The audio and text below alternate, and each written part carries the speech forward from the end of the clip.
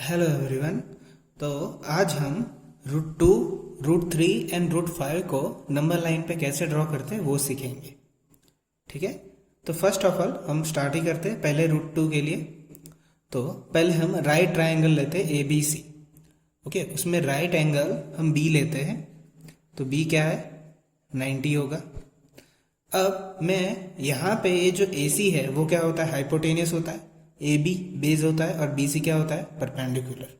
ठीक है, तो हम यहाँ पे पहले रूट 2 पाइथागोरस ट्रायंगल में, राइट ट्रायंगल में डिफाइन करते, बाद में हम यहाँ पे ड्रॉ करेंगे। तो देखो, मैं ए बी मान लो 1 यूनिट डिस्टेंस लेता हूँ, 1 यूनिट, कोई भी 1 यूनिट।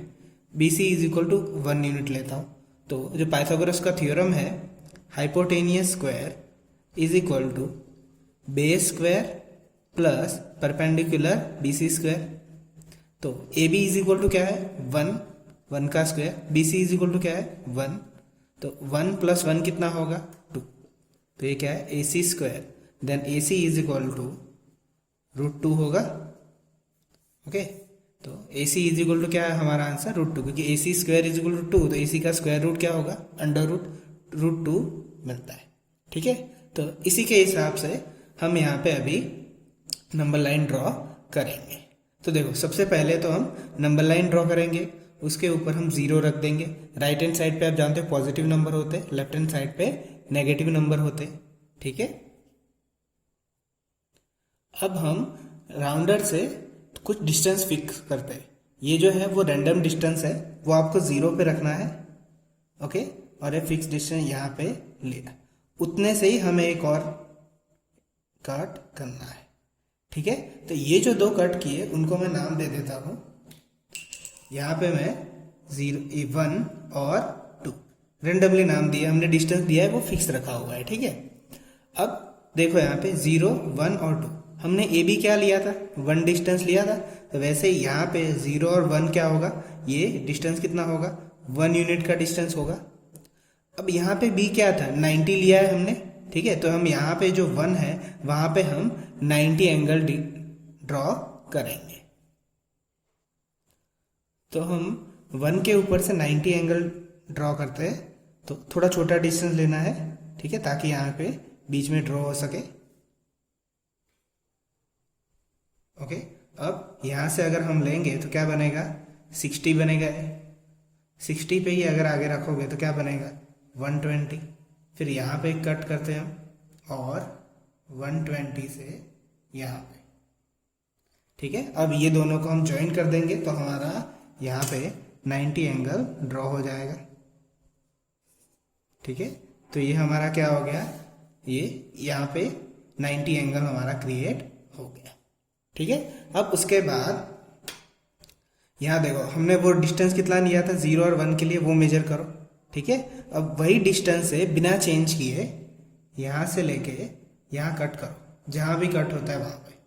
अब ये जहाँ कट किया वहीं के साथ ये 0 को पॉइंट के साथ हम ज्वाइन कर देते हैं।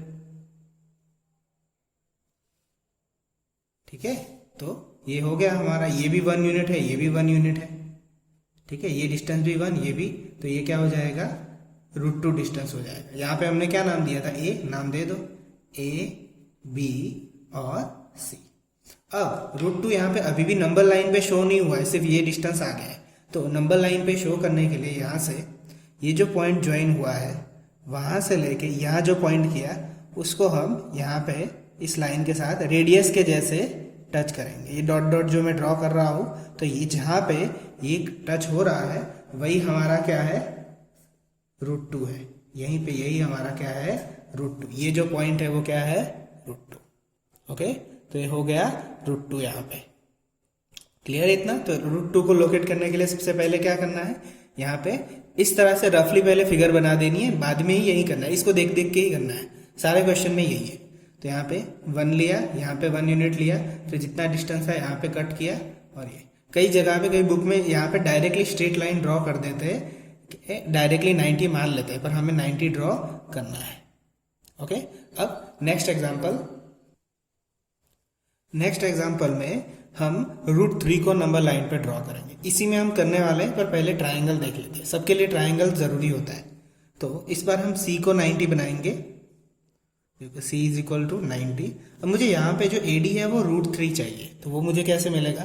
तो मैं जो AC डिस्टेंस है उसको मैं √2 ले लेता हूँ और CD डिस्टेंस को 1 ही रखता हूँ, ठीक है। तो इस बार हाइपोटेनियस कौन है? AD। तो AD square is equal to AC square plus CD square. Okay, तो AC कितना है? √2, तो √2 का स्क्वायर प्लस CD कितना है? 1 का स्क्वायर। √2 का स्क्वायर कितना होगा? 2, 1 का square 1, then AD square is equal to, we get 2 + 1 is equal to 3। तो AD स्क्वायर कितना मिला? 3, तो AD कितना मिलेगा? √3, ठीक है। तो इस तरह से हमने ट्राइंगल ड्रॉ किया है। ओके, तो अब देखो जरा ऊपर, ये देखो, अब AC √2 चाहिए, तो हमने ये √2 किया हुआ है, तो हम यहाँ पे एक 1 यूनिट ड्रॉ करेंगे तो हमें क्या मिलेगा? √3 मिलेगा, यानी C हमें परपेंडिकुलर ड्रॉ करना है। तो जैसे हमने यहाँ पे 1 पे 90 ड्रॉ किया, हम C के ऊपर 90 ड्रॉ करेंगे, जो यहाँ पे पॉइंट है उसके ऊपर। तो देखो, चलो कैसे करेंगे। तो C पॉइंट को ले लो और उसे हम 90 ड्रॉ करते हैं। तो यहाँ से लेके 90 ड्रॉ करने के लिए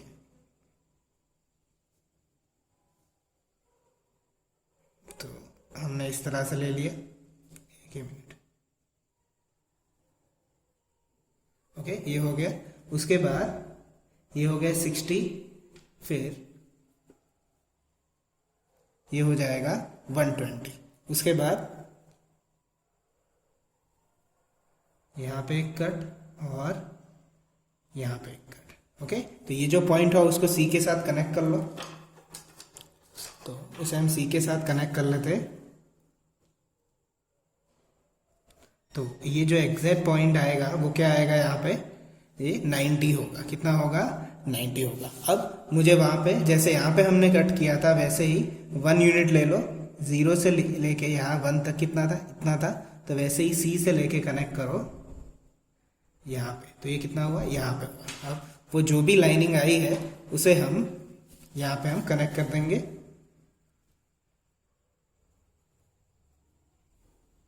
ये हो गया, और इसको क्या नाम दे देंगे? D। तो ये जो डिस्टेंस आया वो कितना आएगा? √3 आएगा। तो जैसे हमने यहाँ पे OC को लेके रेडियस से यहाँ पे जैसे किया था, वैसे ही हम OD से लेके रेडियस में ड्रॉ करेंगे, यहाँ से लेके यहाँ तक, ठीक है। अब उतना लेके हम यहाँ पे डॉट डॉट करेंगे और यहाँ पे टच करवा देंगे। तो ये जो यहाँ पे जो लाइनिंग टच हुई उसे हम क्या कहेंगे? √3 कहेंगे। तो ये जो लाइनिंग है उसे हम क्या कहेंगे? √3 कहेंगे। इसलिए √3 ड्रॉ करने के लिए √2 कंपलसरी है, ठीक है। तो ये जो था वो √2 था और ये क्या था? √3। अब देखो, इसका डिजिट वैल्यू भी मैं बता देता हूँ, जो आपको 10th में आगे जाके काम में आएगा। √2 का मतलब होता है 1.41, ठीक है, डेसिमल पॉइंट में इसकी वैल्यू है। और √3 का 1.7173 अप्रोक्सीमेट इतना लेते हैं।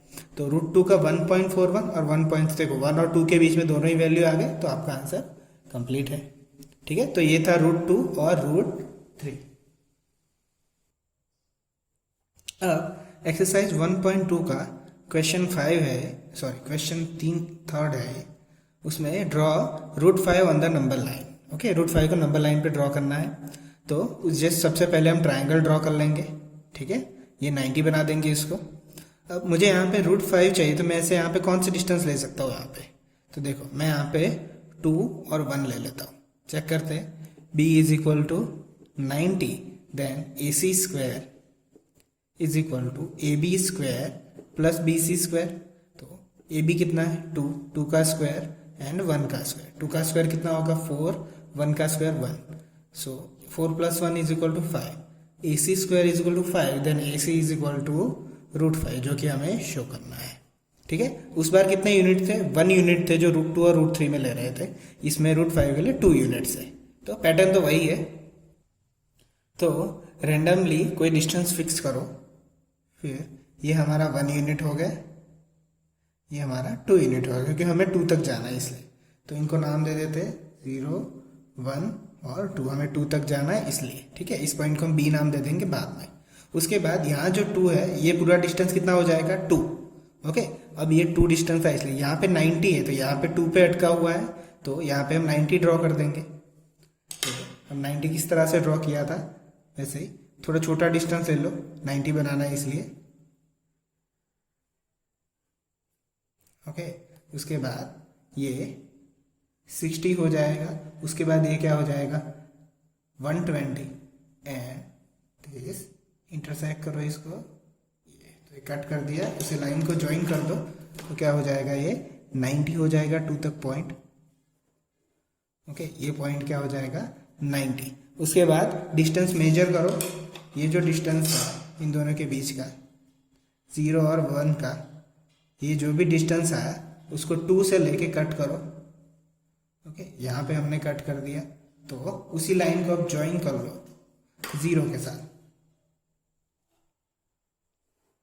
ओके, तो यहाँ पे हम ए नाम दे देते हैं, इसको बी नाम दे देते हैं, यहाँ पे सी नाम दे देते हैं। तो ये डिस्टेंस क्या हो जाएगा √3।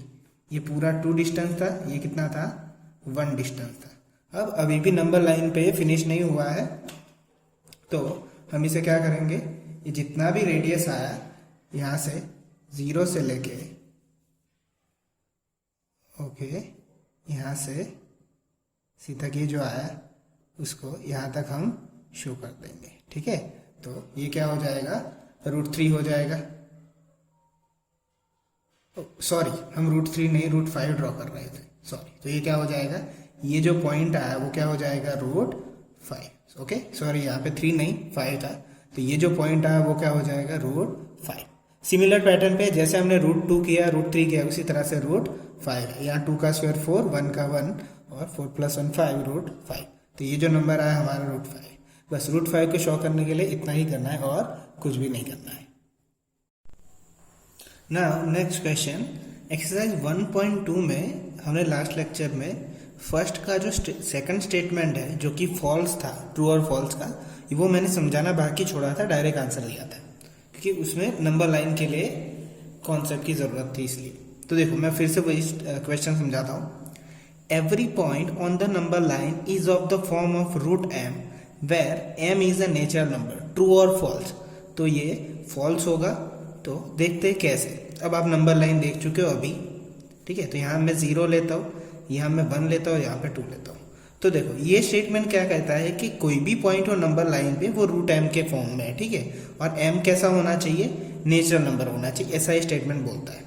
ठीक है, तो अभी हमने जस्ट देखा √2, ठीक है, √2 कैसा नंबर है, हमने अभी जो प्रीवियस लेक्चर में पढ़ा, √2 कैसा नंबर है, इरेशनल नंबर है, वो नेचुरल नंबर नहीं है, कैसा नंबर है, इरेशनल नंबर। और √2 की वैल्यू क्या होती है 1.41, तो 1.41 यहाँ पे है, ठीक है, ये जैसे √2 है यहाँ पे, वो यहाँ पे है, वो नेचुरल नंबर नहीं है, यहाँ पे तो क्या बोल रहा है m नेचुरल नंबर है, तो वैसे ही ये √2 है, वैसे ही तो कितने नंबर है यहाँ पे, अनकाउंटेबल नंबर है, यहाँ पे 1.41 है एटसेट्रा, √2 √3, इनके बीच में भी कितने होंगे ऐसे नंबर, अनकाउंटेबल है, तो वो सारे तो नेचुरल नंबर थोड़ी है, इसलिए ये स्टेटमेंट कैसा होता है, फॉल्स होता है।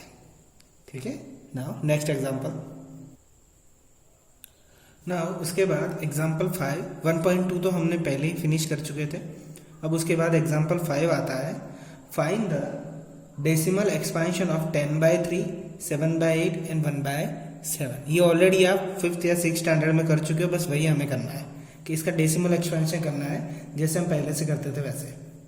तो देखो 10 को हम किससे डिवाइड करेंगे, 3 से, तो 3 3 क्या होगा 9, 1 बचेगा। अब आगे पार्ट चलाने के लिए हमें 0 लेने पड़ेगा, तो यहाँ पे पॉइंट ले लेंगे, तो 3 3 9 एंड अगेन 1 0 लेंगे, तो 3 3 9, अगेन 1 0 लेंगे, 3 3 9।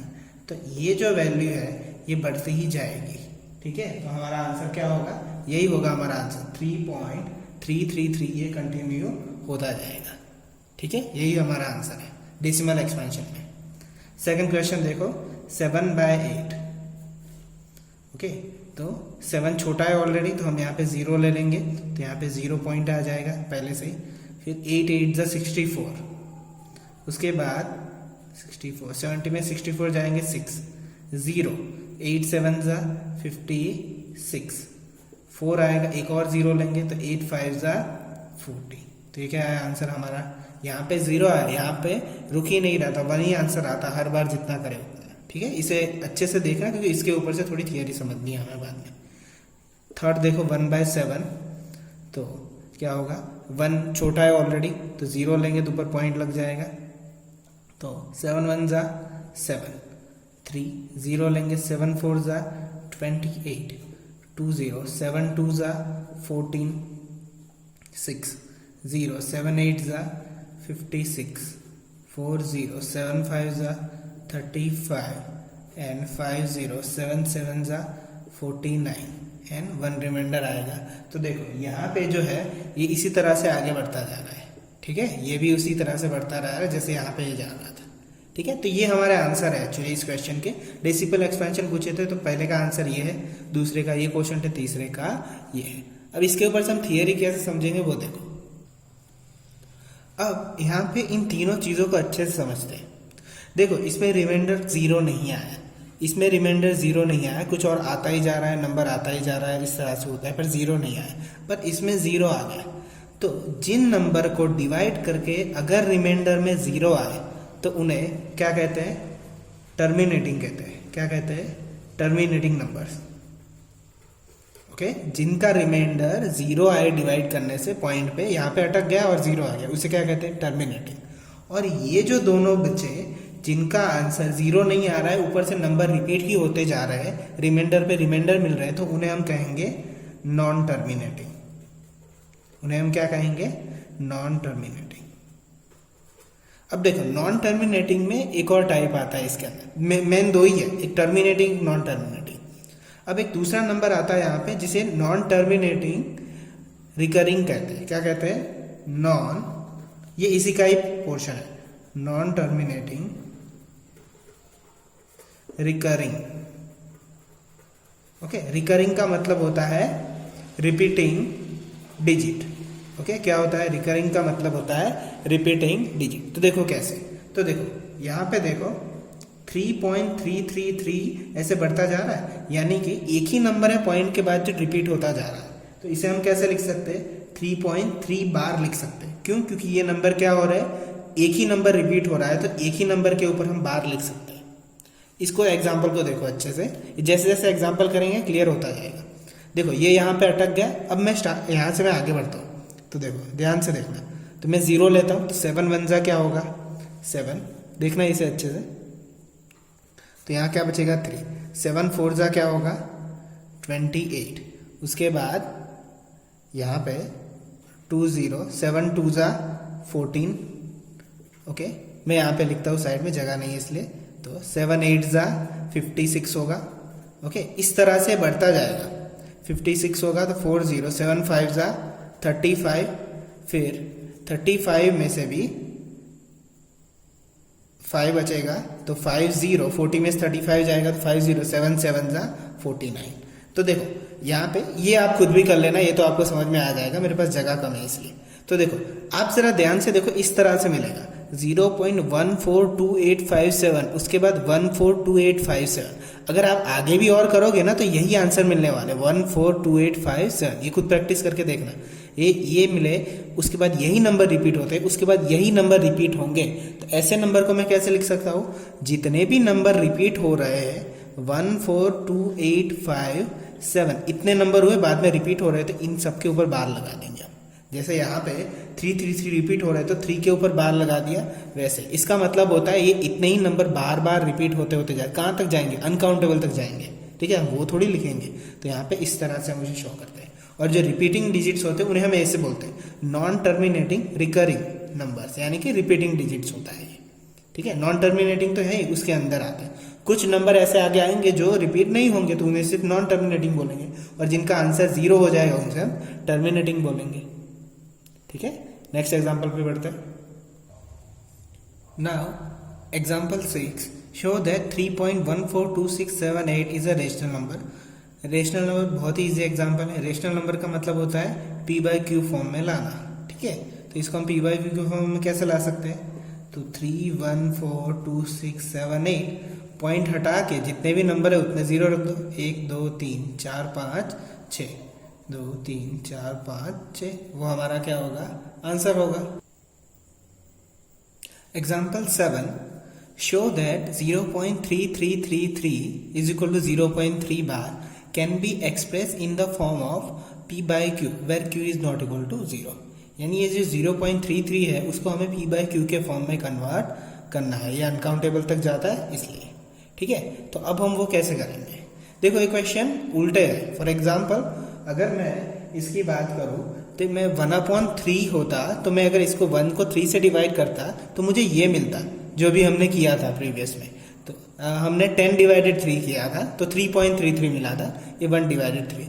अब हमें इस नंबर से यहाँ तक जाना है, एक्चुअली ये हमारा आंसर ही है 1/3, पर इस नंबर से हम कैसे जा सकते हैं तो उसे अच्छे से देखना है। एक पर्टिकुलर मेथड फॉलो होता है, वो हर एक क्वेश्चन में फॉलो होगा।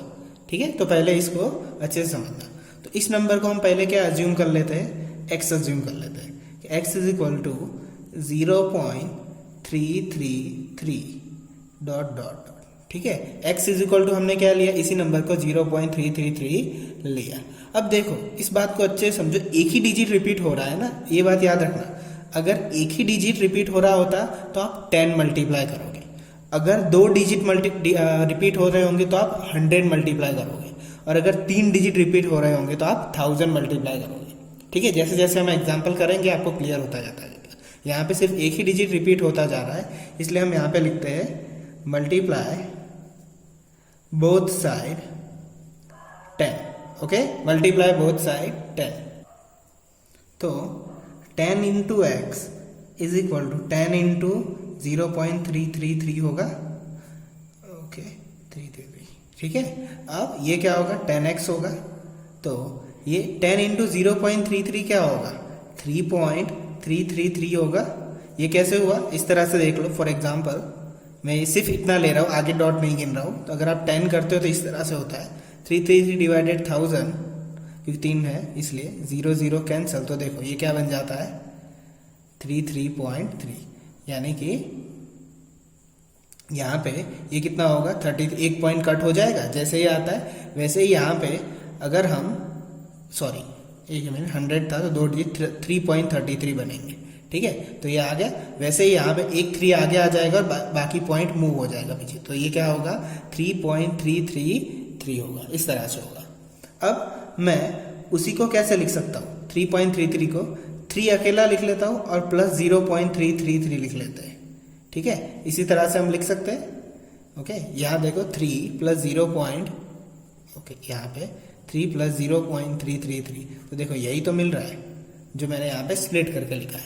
तो इसे देखो अच्छे से, तो 3 वैसा ही रहने देते हैं हम, उसके लिए तो हमारे पास कुछ नहीं है। पर जरा ध्यान से देखो 0.333 को आप क्या अज्यूम किया था, x, तो ये प्लस x हो गया। जस्ट वैल्यू पुट की है हमने यहाँ। 1 इक्वेशन नाम दे दो, फ्रॉम 1 लिखेंगे हम, फ्रॉम 1। तो प्लस x अपोजिट साइड जाएगा तो माइनस x हो जाएगा, is equal to 3। 10x minus x क्या होगा, 9x इज इक्वल टू 3।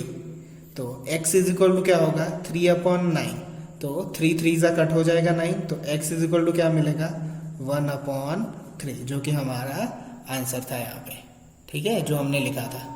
समझ में आया कैसे किया, प्लस x इस तरफ जाएगा तो माइनस 10x माइनस x क्या होगा 9x, then x is equal to 3/9, we get x is equal to 1/3। तो ये हमारा आंसर है, p/q फॉर्म में हम इस तरह से ऑब्टेन करेंगे। Now example 8, show that 1.272727 is equal to 1.27 bar can be expressed in p/q form। तो देखो यहाँ पे 2 डिजिट है जो बार बार रिपीट हो रहा है, इसलिए यहाँ 2 डिजिट के ऊपर क्या दिया हुआ है, बार दिया हुआ है। तो सबसे पहले हम क्या करेंगे, x इज इक्वल टू जो भी नंबर है अज्यूम कर लेंगे, x is equal to 1.2727 then this. अब बेटा उसमें एक ही डिजिट हो रहा था तो हमने 10 मल्टीप्लाई किया था रिपीट। यहाँ पे 2 डिजिट रिपीट हो रहे हैं तो हम क्या करेंगे, multiply 100 both side, multiply 100 both side, then 100x is equal to 100 into 1.272727। Okay, तो अब इसे कैसे लिखेंगे, तो 2 यहाँ पे है, 2 0 है तो 2 पॉइंट मूव कर जाओ। ठीक है, एक यहाँ से एक यहाँ से, यानी कि 127.27.27 डॉट डॉट डॉट। क्लियर हुआ, जैसे ही यहाँ पे होता किया था हमने वैसे। अब 127 को कैसे लिख सकते हो, 127 को आप 126 प्लस 1.2727 लिख सकते हो। देखो इस तरह से लिखा मैंने, 126 प्लस 1.2727 को। तो देखो ध्यान से, तो यहाँ पे क्या होगा 6 और 1 7 2 1। देखो 127 था, उसी मैंने इन दोनों के स्प्लिट के फॉर्म में लिख दिया। तो देखो 100x इज इक्वल टू 126। 1.277 को तो हमने क्या लिया है, x अज्यूम किया हुआ है, तो सिमिलर पैटर्न होगा जिससे अगले क्वेश्चन था। प्लस x इस तरफ जाएगा तो क्या होगा, माइनस होगा। तो 100 माइनस x क्या हो जाएगा, 99x is equal to 126। So x is equal to क्या होगा, 126 अपॉन 99। तो इसे हम स्टैंडर्ड फॉर्म में कट करते। ये 3 से होगा 3 4 जा एंड 3 2 जा, 42 3 जा होगा और ये 33 3 जा होगा। तो 3 3 कट, अगेन ये 3 से होंगे, ये होंगे 14 3 जा और ये 11 3 जा।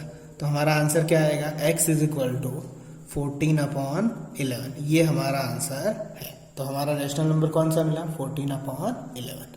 तो आज के लिए होमवर्क में आज जितने भी करवाए उतने क्वेश्चन अच्छे से कर लेना, और कोई भी डाउट हो तो मुझे टैक्स कर सकते हो। ठीक है, मिलते हैं नेक्स्ट वीडियो में, बाय।